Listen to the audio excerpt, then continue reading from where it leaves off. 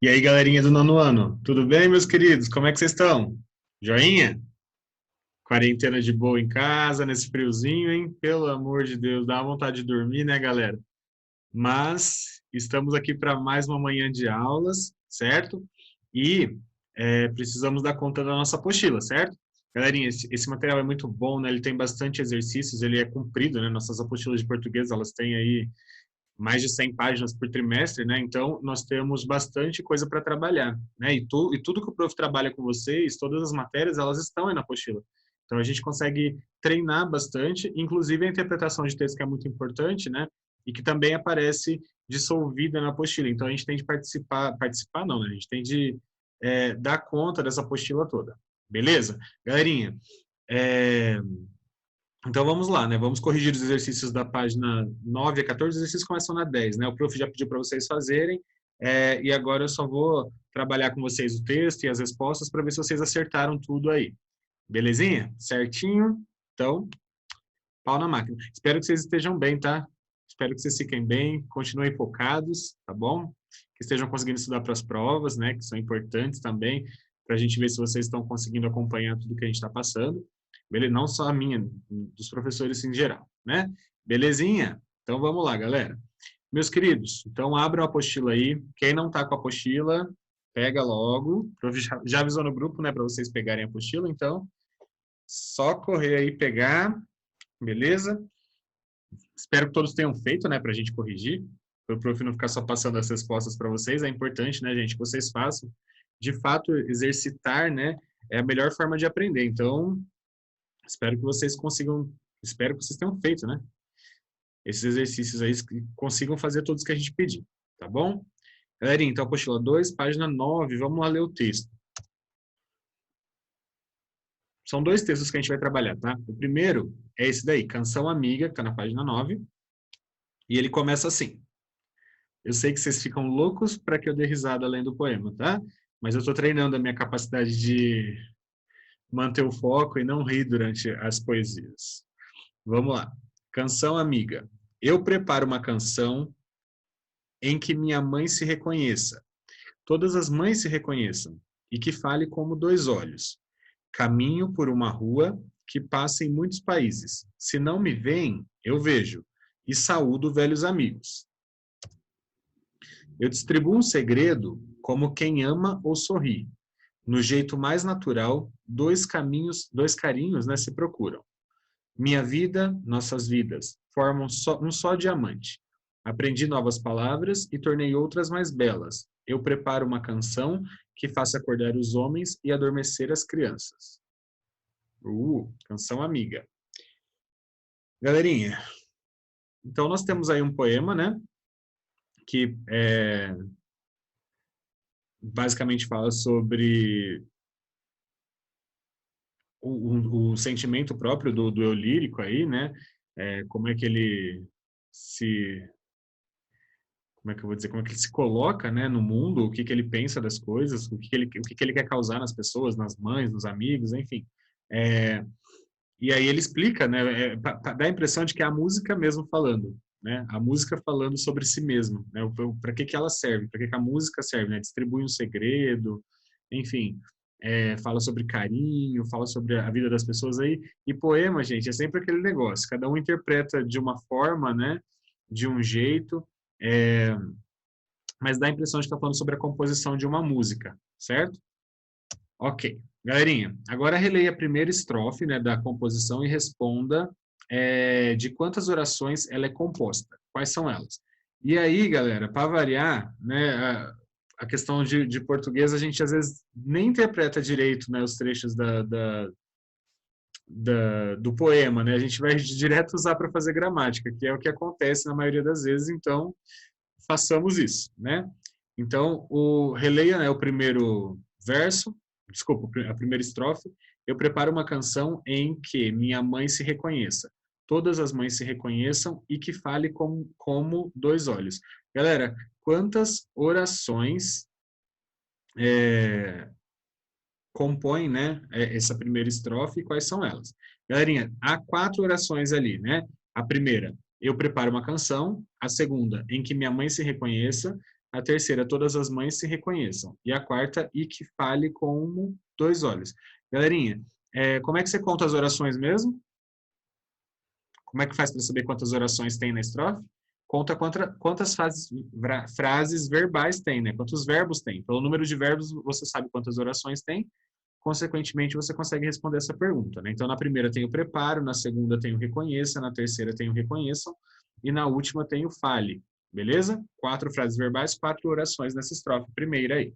Joia? Beleza.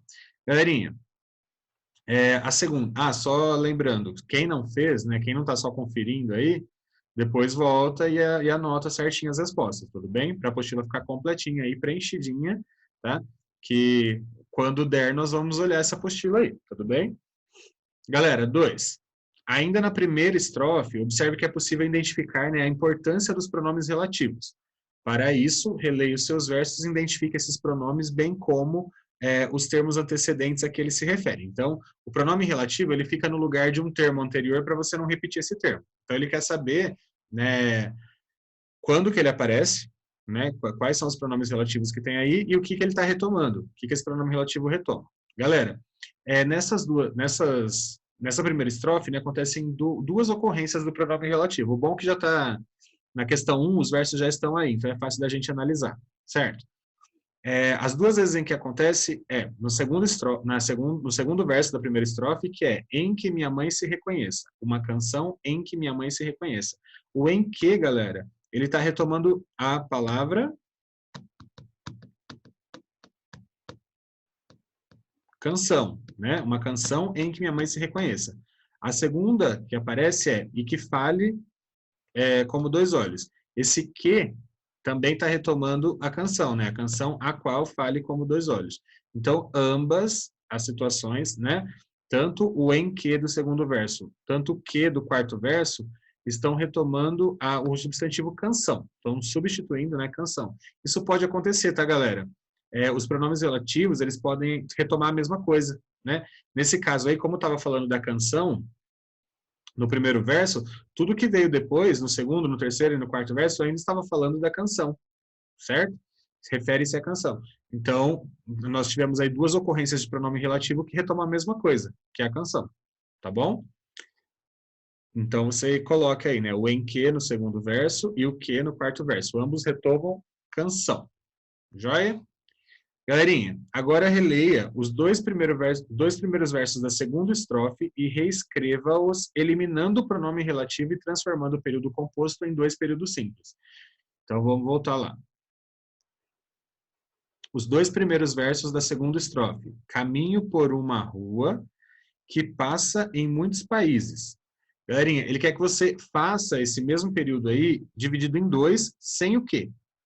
Então, caminho por uma rua passa em muitos países. Se a gente tirar o quê, o que a gente vai repetir? Olha lá. Caminho por uma rua, essa rua passa em muitos países. O que a gente repetiu aí nesses dois períodos? A palavra rua, né? E é para isso aí que serve o pronome relativo. A gente usa o pronome relativo justamente para não ter essa repetição, tá bom? Mas ele pediu para você escrever aí de modo a repetir mesmo, ok?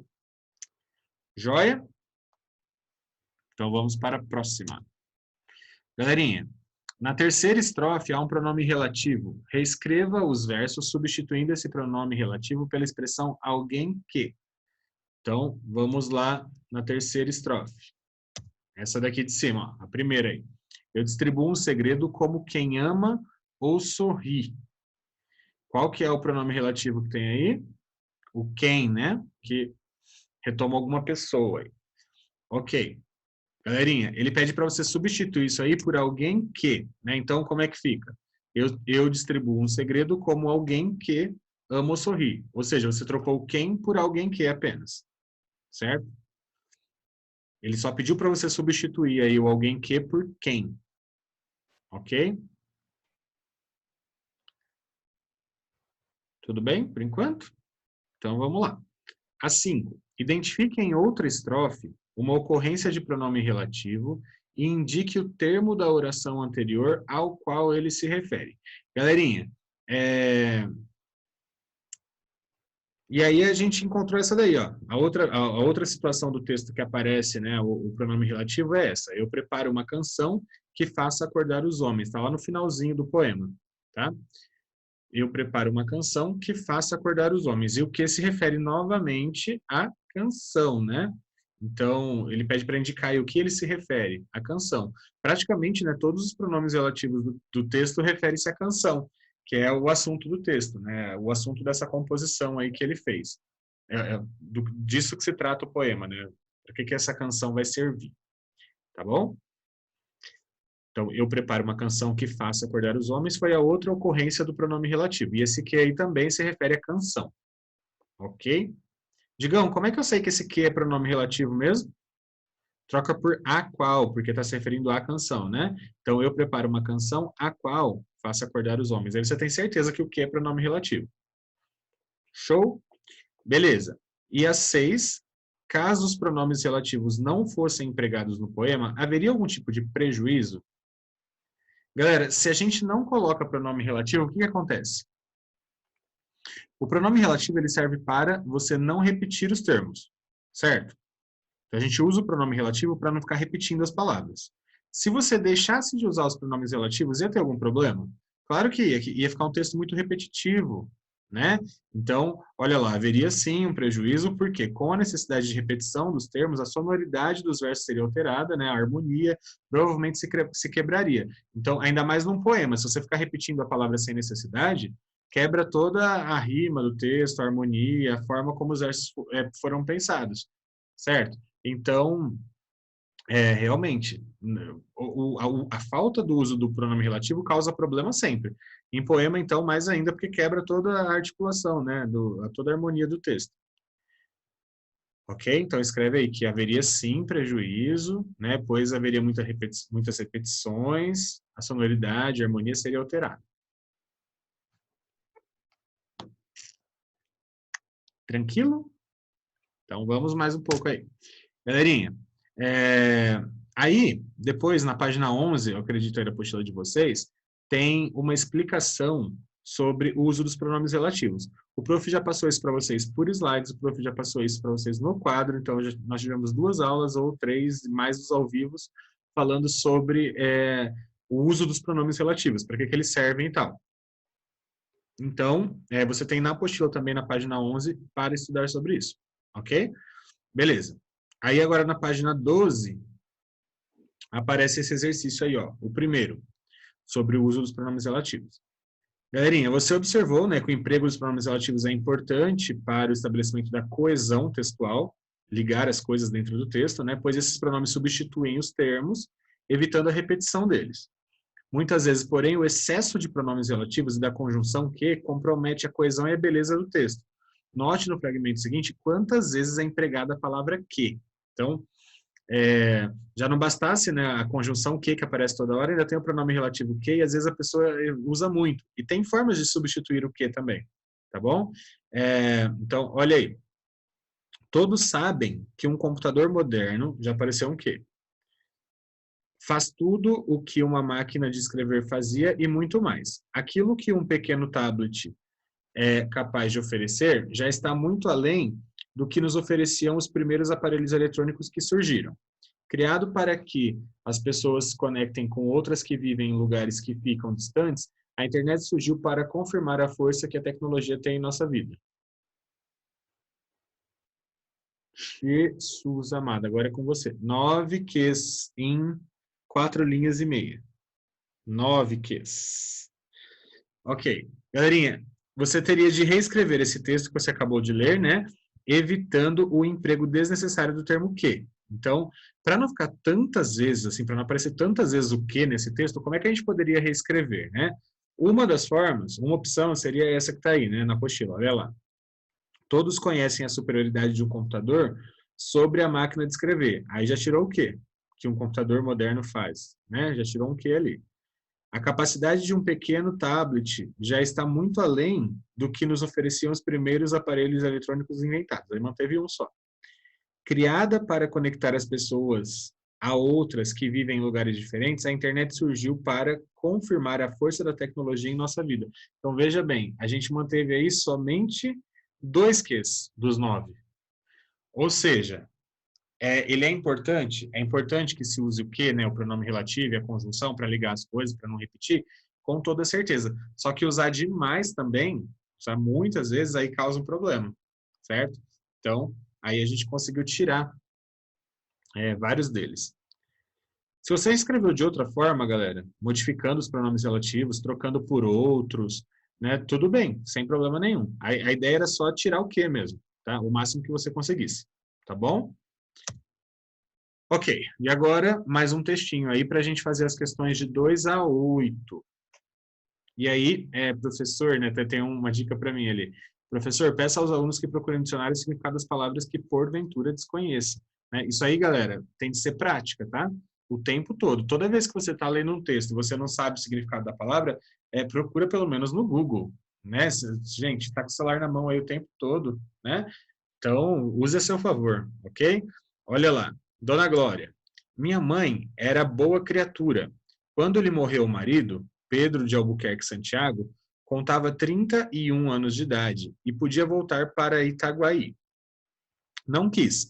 Preferiu ficar perto da igreja em que meu pai fora sepultado. Vendeu a fazendólia e os escravos, comprou alguns que pôs ao ganho ou alugou, uma dúzia de prédios, certo número de apólices e deixou-se estar na casa de Mata-Cavalos, onde vivera os 2 últimos anos de casada. Era filha de uma senhora mineira, descendente de outra paulista, a família Fernandes. Ora, pois, naquele ano da graça de 1857, Dona Maria da Glória Fernandes Santiago contava 42 anos de idade. Era ainda bonita e moça, mas teimava em esconder os saltos da juventude, os saldos, né, da juventude. Por mais que a natureza quisesse preservá-la da ação do tempo. Vivia metida em um eterno vestido escuro sem adornos, com um chale preto, dobrado em triângulo e abrochado ao peito por um camafeu. Os cabelos em brandós eram apanhados sobre a nuca por um velho pente de tartaruga. Alguma vez trazia a touca branca de folhos, lidava assim com os seus sapatos de cordovão rasos e surdos, de um lado ao outro, vendo e guiando os serviços todos da casa inteira, desde a manhã até a noite. Galerinha, faz uma descrição muito grande aí, né, de como ela se vestia e como era o cabelo dela, e aí tem um monte de palavra que a gente não conhece, né, talvez de termos mais antigos, enfim, de adornos aí para a beleza da mulher. Beleza. Tenho ali na parede o retrato dela, ao lado do marido, tais quais na outra casa. A pintura escureceu muito, mas ainda a ideia de ambos. Não me lembra nada dele, a não ser vagamente que era alto e usava cabeleira grande. O retrato mostra os olhos redondos, que me acompanham para todos os lados, efeito da pintura que me assombrava em pequeno. O pescoço sai de uma gravata preta, de muitas voltas. A cara é toda raspada, salvo um trechozinho pegado às orelhas. O da minha mãe mostra que era linda, contava então 20 anos e tinha uma flor entre os dedos. No painel parece oferecer a flor ao marido. O que se lê na cara de ambos é que a felicidade conjugal pode ser comparada à sorte grande. Eles tiraram no bilhete comprado à sociedade. Galerinha, tem uma foto aí na apostila de vocês, na prof não colocou aqui, que dá para ver essa imagem, né, que ele está descrevendo aí, olhando a pintura ali na parede. Aqui os tenho aos dois bem casados de outrora, os bens amados, os bem-aventurados, que se foram desta para outra vida, continuaram um sonho provavelmente. O da minha mãe, estendendo a flor ao marido, parece dizer, sou toda tua, meu guapo cavaleiro. O de meu pai, olhando para a gente, faz este comentário, vejam como esta moça me quer, se padeceram moléstias, não sei. Como não sei se tiveram desgostos. Era criança e comecei por não ser nascido.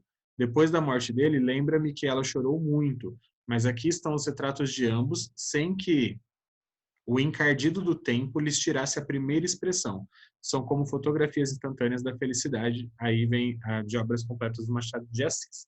Galerinha, há aí uma descrição, né, tipo, provavelmente um filho contando sobre quem são os pais, né, o pai e a mãe, e olhando aí para a foto dos dois, né? Então ele está vendo ali um retrato do pai e da mãe e ele está explicando quem são eles, né, quem foram eles. Beleza, então olha lá, vamos para as questões. O fragmento de Dona Glória, do capítulo 7 de Dom Casmurro do Machado de Assis, apresenta trechos em que os pronomes relativos estão presentes. retire deles, né, exemplos de passagens em que acha diferentes pronomes relativos. Então, tem vários lugares em que aparecem os pronomes relativos, certo? Alguns deles são esses aí, ó. Não quis, preferiu ficar perto da igreja em que o pai fora sepultado, né? O em que retoma igreja. Outra, deixou-se estar na casa de mata-cavalos onde vivera. O onde retoma a casa de mata-cavalos, certo? O retrato mostra os olhos redondos que me acompanham para todos os lados. Esse que está retomando os olhos redondos, né, os quais me acompanham. Então, você tem aí 3 exemplos, né, o em que, o onde e o que são exemplos de passagens, né, que têm pronomes relativos diferentes. Tudo bem? E aí eles estão destacados, você pode destacar aí também. Provavelmente vocês escolheram esse. Se vocês acharam outras frases que têm pronomes relativos, sem o menor problema, tá? Fiquem à vontade aí para escolher.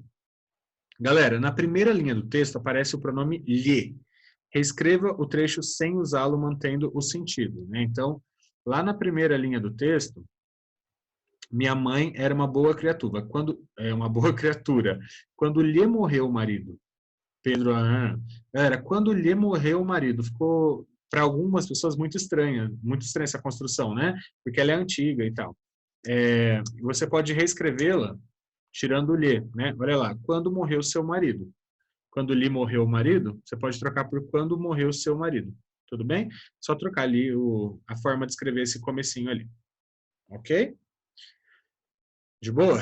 Então vamos lá para 4. Podemos afirmar então que o lhe, nesse caso, está no lugar de... Galera, se você colocou o seu no lugar do lhe, o seu é um pronome possessivo, né? Indica posse. Então, o lhe está no lugar de um pronome possessivo, no lugar do seu ali.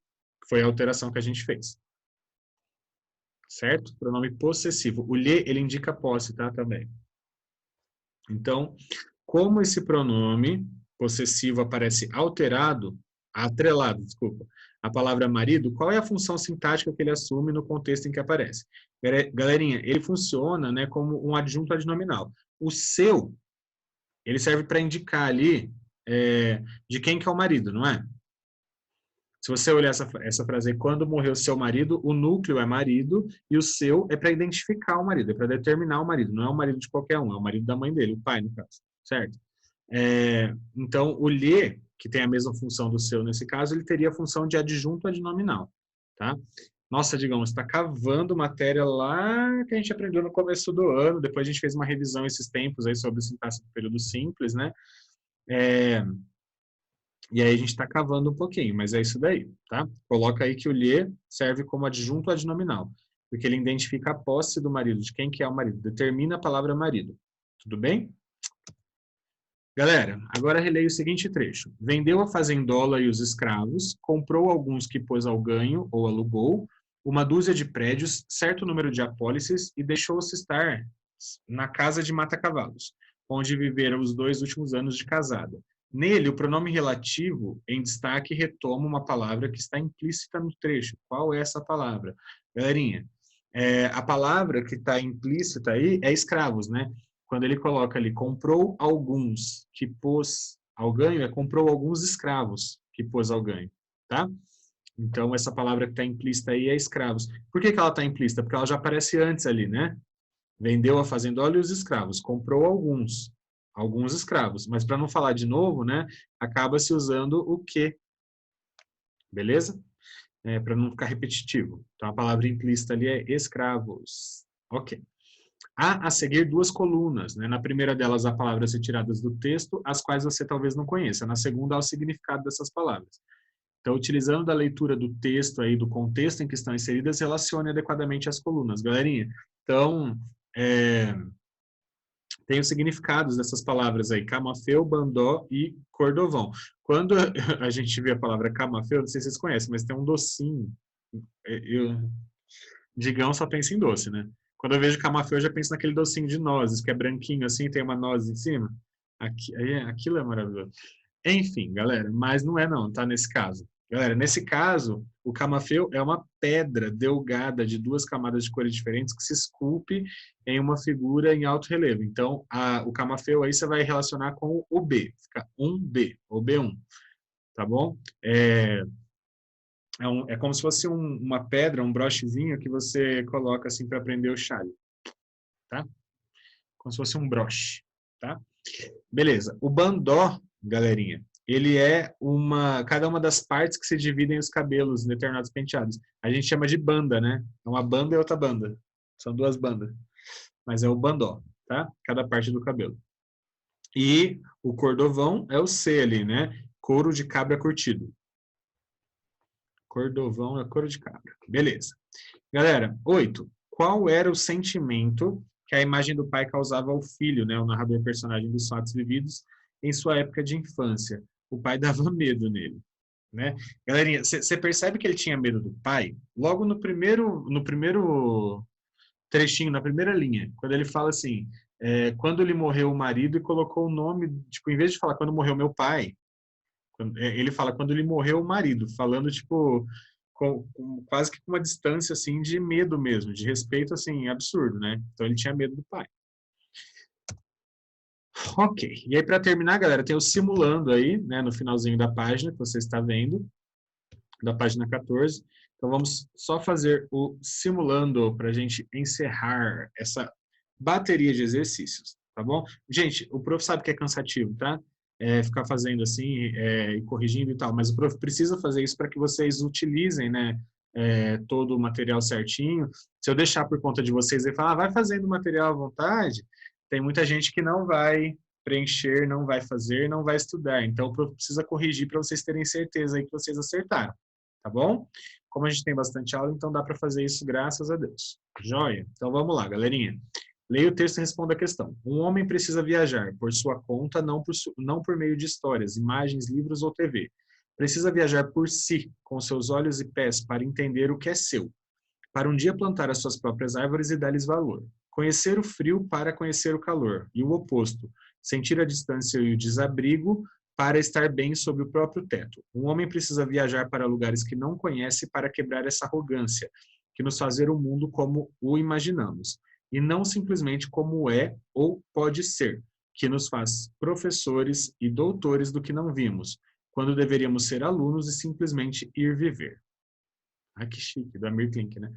Galerinha, na frase, que nos faz professores e doutores do que não vimos, o pronome destacado retoma uma expressão antecedente. O que ele retoma? Então, que nos faz professores, isso está na última linha ali, ó, começa no finalzinho da penúltima linha e vai até o final, desculpe, e vai até a última linha. Então, o que é esse que nos faz professores e doutores, galerinha? É essa arrogância, tá bom? Essa arrogância que nos faz ver o mundo e não simplesmente que nos faz professores e doutores. Essa arrogância é o termo retomado, então, pelo quê? Tá bom? É essa arrogância que nos faz professores e doutores do que não vimos. Joia? Então é isso, meu povo. Anota aí a alternativa D. Terminado. Cuidem-se. Até a próxima aula. Um beijo. Tchau. Se cuidem.